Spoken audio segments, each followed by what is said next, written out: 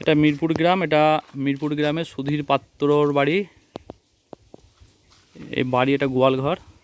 উনি বাড়িতে থাকেন না, কিন্তু মাঝে সাঝে আসে।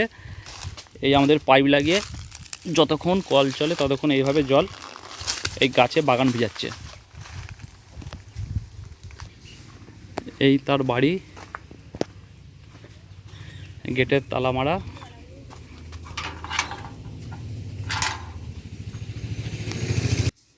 এই যে গেটের তালা মারা, এই পাঁচিল টপকে ঢুকতে হলো।